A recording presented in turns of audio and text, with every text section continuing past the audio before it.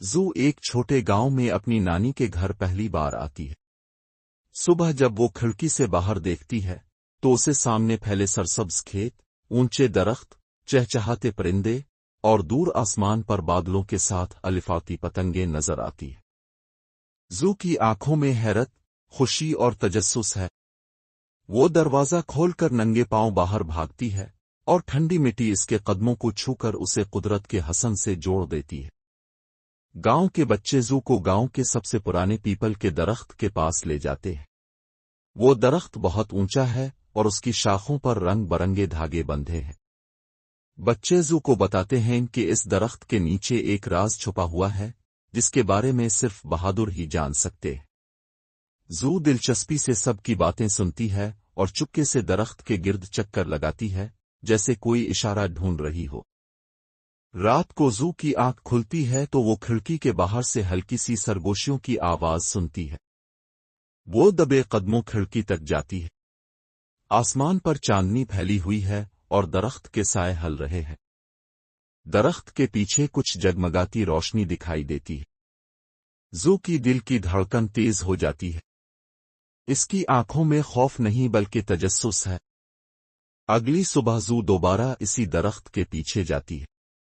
وہ ایک جھاڑی کو ہٹتی ہے اور ایک چھوٹا سا لکڑی کا دروازہ دیکھتی ہے جو زمین کے اندر کھلتا ہے۔ دروازے کے ارد گرد مٹی میں قدیم نشان اور جڑی بوٹیاں ہیں۔ وہ ہاتھ آگے بڑھاتی ہے اور دروازہ دھیرے سے کھل جاتا ہے۔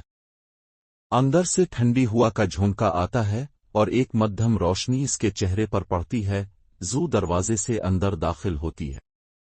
ایک سرنگ کے ذریعے وہ ایک چھوٹے کمرے میں پہنچتی ہے جہاں دیواروں پر پرانے نقشے، ستاروں کی تصویریں اور شیشے کی بوتلوں میں چمکتی روشنی قید ہے۔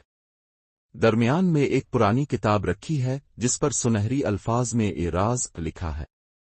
زو دھیرے سے کتاب کو چھوتی ہے اور کمرے میں روشنی پھیل جاتی ہے۔ روشنی کا دائرہ آہستہ آہستہ پھیلنے لگا اور زو نے محسوس کیا جیسے زمین اس کے پیروں کے نیچے ہلکی سی لرزنے لگی ہو۔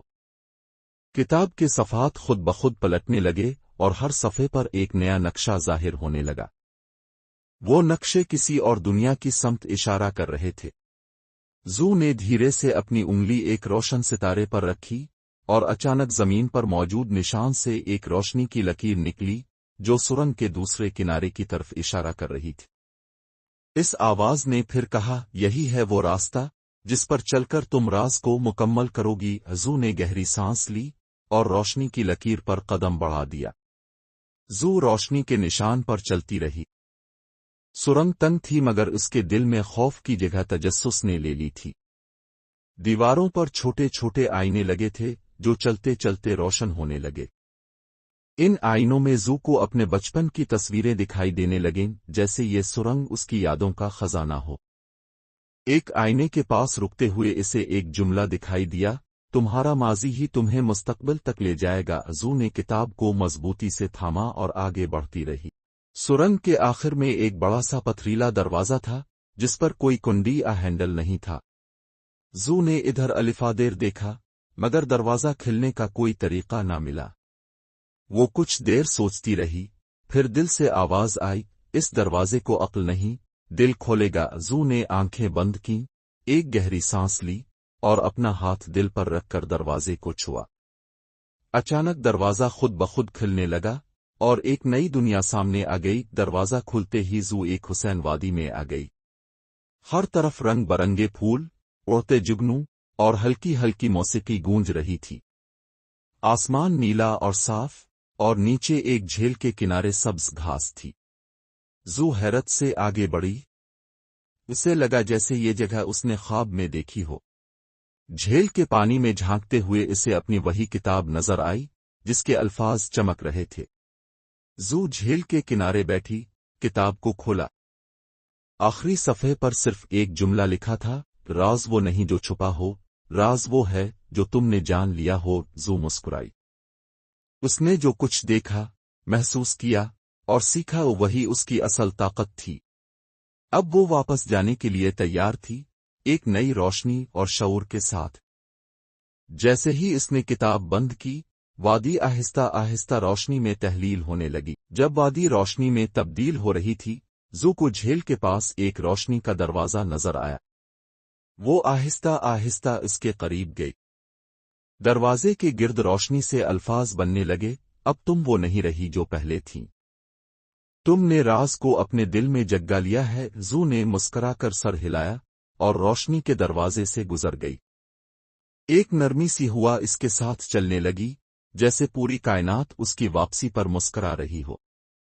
روشنی سے نکلتے ہی زو ایک بار پھر گاؤں کی اس پرانی سرنگ میں تھی جہاں سے اس نے سفر شروع کیا تھا۔ باہر سورج نکل چکا تھا، پرندے چہچہا رہے تھے اور ہواؤں میں کچھ نیا پن تھا۔ گاؤں کے لوگ حیران تھے کہ زو کہاں گئی تھی، مگر اس کی آنکھوں میں جو روشنی تھی وہ سب کو خاموش کر گئی۔